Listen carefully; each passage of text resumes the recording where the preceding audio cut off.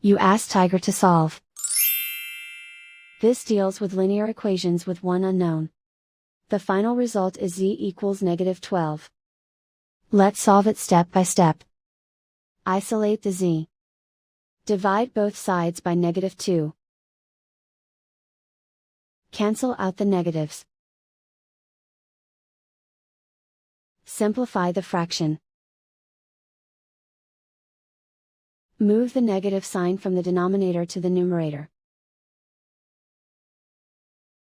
Find the greatest common factor of the numerator and denominator. Factor out and cancel the greatest common factor. And so the final result is z equals -12.